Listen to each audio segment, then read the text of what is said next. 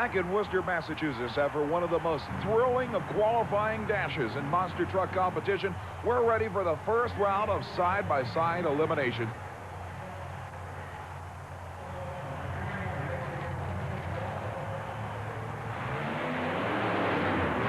And Schaefer uses the first half of the run to determine how well the starting line is hooking up, leaving the line at full throttle, then coasting through to save everything for the semifinals.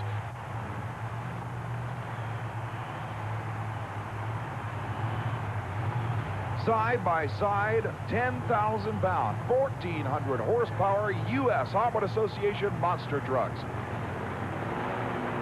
Waiting for the green light. They leave the line together, but look at Jim Kramer drive away in the Bigfoot Ford. Certainly Mike Wine has to be credited with starting line reactions as good or better than Jim Kramer's. But on the replay, you can see where Kramer made the power. Right up over the crush cars, sailing across the finish line. It will be Barefoot versus Bigfoot in the semi-final round. Jack Wellman out of Granite City, Illinois, in the incredible Taurus moves in. The number 4 and 7 qualifiers, and number 4 flat runs all over number 7. Taurus handles the whiskey business Chevrolet easily. And you can see the disappointment on Ken Duffy's face. In fact, he is flat upset. For the second straight run, though, Jack Wellman had a completely sideways effort in the left-hand lane. It'll be interesting to see if he remains on that side of the course. Inching forward, the rear-engine Chevy that qualified in the number 3 spot knows that the First Blood Ford driver will try to get the whole shot. He needs a jump off the starting line to remain competitive.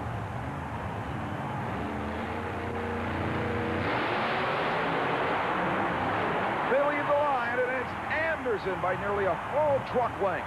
The Gravedigger Chevrolet beats the bright red Ford and actually appeared to get the whole shot that Rob Bush was hoping so hard to get. The crowd loves every minute of it.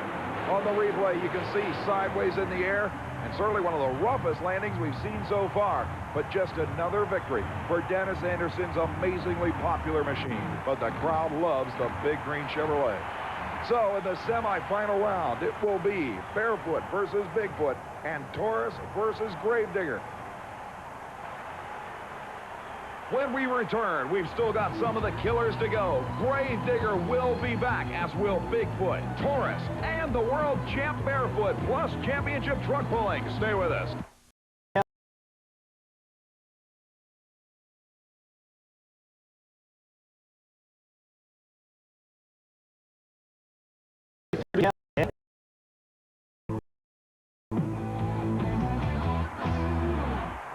Back in Worcester, Massachusetts for the semifinal round of monster truck action. Barefoot versus Bigfoot and Taurus versus Gravedigger, with the big blue machines coming out first. The original monster truck created by Bob Chandler in 1974 was Bigfoot, but very shortly after, Fred Schaefer created the Chevrolet equivalent and named it Barefoot after, believe it or not, 2 real live pet black bears that Fred Schaefer has, named Sugar and Spice. The Bigfoot Ford pulls out onto the floor to take on one of his absolute most arch rivals.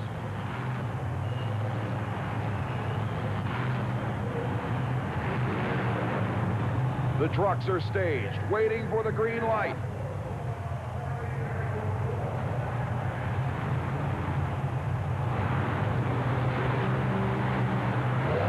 And Bigfoot leaves the starting line well before the green light ever was illuminated, and that is an automatic disqualification.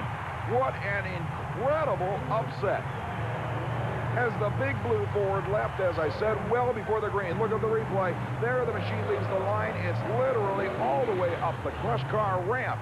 As the green light comes on, Fred Schaefer sits patiently at the starting line saying, what in the world happened? But he will be given the official win. And a dejected Jim Kramer heads back to the pits. Meanwhile, Fred Schaefer will take the official run into the final round, his second easy run of this event. And the world champ has got to be elated with the turn of events in the opposite lanes. First, his opponent breaks, then Bigfoot leaves the starting line with a big red light glowing. The number 4 and 3 qualifiers squaring off to take a shot at number 1. staged and ready, waiting for the countdown. No red lights this time.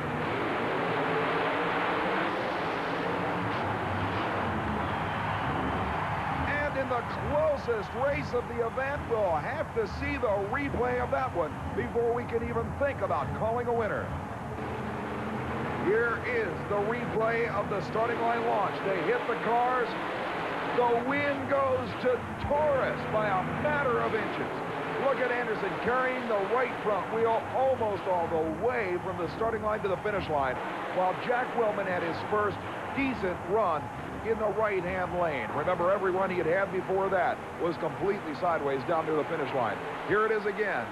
Nearly impossible to tell, but the purple Chevrolet goes to the final round in the ultimate showdown with Fred Schaefer's Barefoot. So while Jack Wellman has had a rough road all the way to the final round, Fred Schaefer's first real race will be coming up in that trophy dash. Bret, from the Capitol Center in Landover, Maryland, we are getting ready to see some of America's top four-wheel drive pulling vehicles. Some of our contenders include Howard Lewis and High Roller, Gene Fanny Jr., Gone AWOL, Bob Minnick, Small Change, and Mark Marone's Grandpa Herc. That's a father-son-son team, and they're really an interesting group of individuals to watch pull. Joe Taylor is taking a look, and he's off. Getting a pretty good bite off the line. He is trying to go 170 feet. He is this is his 5th year on the World Champion Tour. And that's all for the Enforcer this time around. Let's go now to Small Change, driven by Bob Minnick out of Winchester, Virginia. This is one of the only events that he really gets to pull close to home, and he is off down the track. He's going for 170 feet. Looks really smooth run. 168.8 feet. He moves into the lead, but it's not probably going to stay there very long, because look at this fella. His name is Howard Lewis, driving the High Roller machine, a beautiful Chevy, and one of the strongest four-wheel drive competitors. Is it going to be a full pull? I believe it is. Howard Lewis, our first full pull here at the Capitol Center in Landover, Maryland. Another gentleman that's down to earth is the guy driving this, Mark Marone. This is a father-son-son team. They are giving him the green flag. As he takes off, it looks like a pretty slow start. He's getting a little bit of the bite here. The weight is transferring up. That's 30,000 pounds going to the top of that sled, by the way.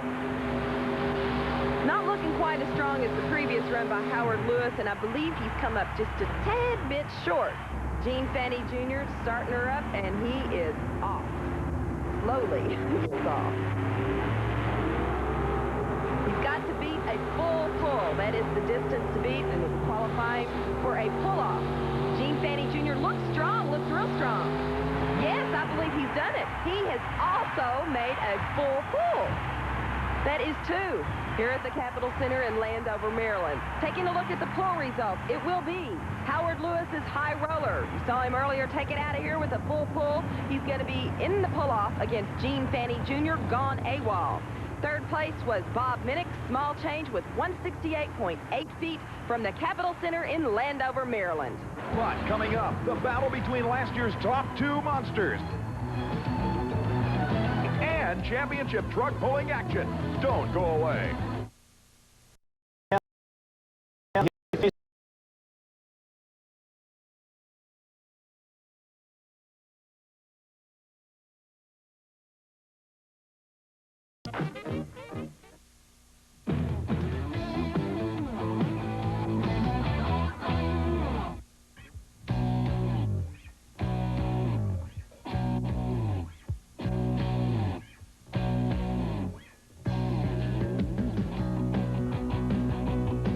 I've been following these competitions for quite some time, and I've always wondered what it'd be like to get behind the wheel of one of these vehicles.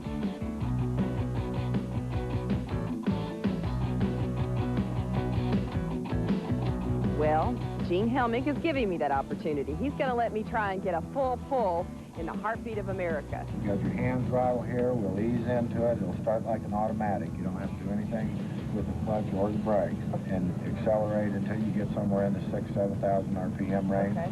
Keep her between the lines and good luck. Okay? Thanks. Thank you.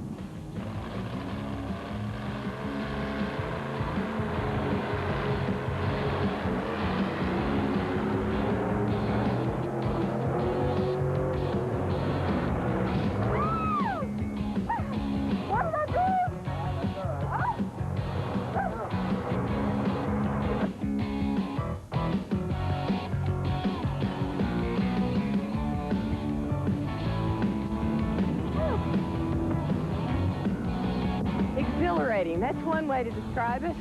Fantastic is another way to describe it. And now I know why these people, these men and women, get out here and participate in this sport. It's pure, unadulterated power. Whew. He went 170 feet, over 170 feet in his first pull. Let's see how he does as he's hooked to the sled this time, getting ready for pulling action. He's got to have a perfect bead going down this track to maintain the optimum maximum distance. Let's find out how Howard Lewis, the 1988 national champion, does. He's taking it gradually, very slow off the start. He's going to get ready. As he gets to the middle of the track, he'll let it rip, putting all 1,000 horsepower out the top of the Capitol Center in Landover, Maryland. What a fantastic pull. Howard Lewis in the high roller has got to be pleased with himself after that. Gene Fanny is hooking up to the sled. He knows that he has his work cut out for him. He set a little bit further to the left than our previous run by Howard Lewis. He's going to ease off the starting line very gently with the Gone AWOL on-duty machine at this time. Looks pretty smooth so far. He's getting pretty good bite, yes. Right now he's starting to throw a little bit too much. Too much mud, yes. Oh, no, this is not going to be nearly what Howard Lewis did.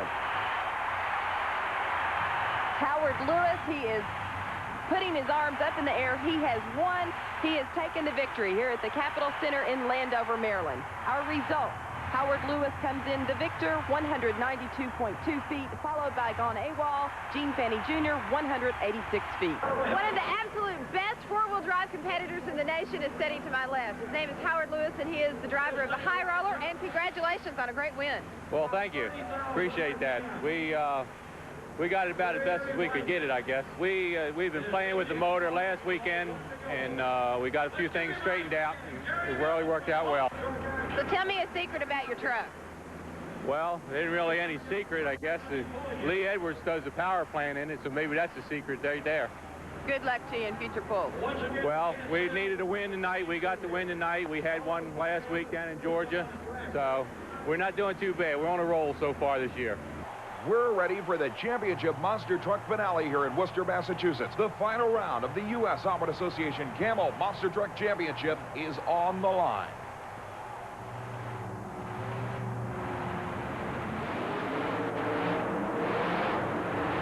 Absolutely door-to-door and wheel-to-wheel the entire course.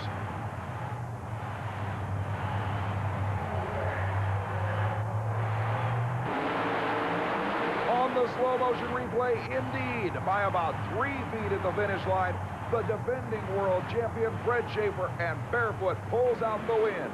You can see that Jack Willman in the other lane was giving it everything he had, another sideways run for him. But the crowd saw the huge airborne leap over the finish line by Schaefer, another nosedive in the shutdown area, but the world champ comes through. Schaefer salutes the crowd. Another battle won and another notch in his pistol grip. The rivalry between you and Torres is well known, and this has got to be doubly sweet, the fact that you've been able to knock him off so many times. Yeah, it is. It's a tough truck, and my truck's running exceptionally real good right now, and it's looking real good for the season. I got a lot of Chevrolet fans out there, and they got a lot of faith in me, and I'm going to try and pull her off. So I'm just going to try and hang in there. Thank you, Bret. If this guy needs more practice, the rest of the monster truck world better look out, because he's already murdered him as it is. After a demoralizing defeat to his arch rival in the final round of the monster truck battle, Jack Willman is now concerning himself with repairing a tire that deflated in the final round.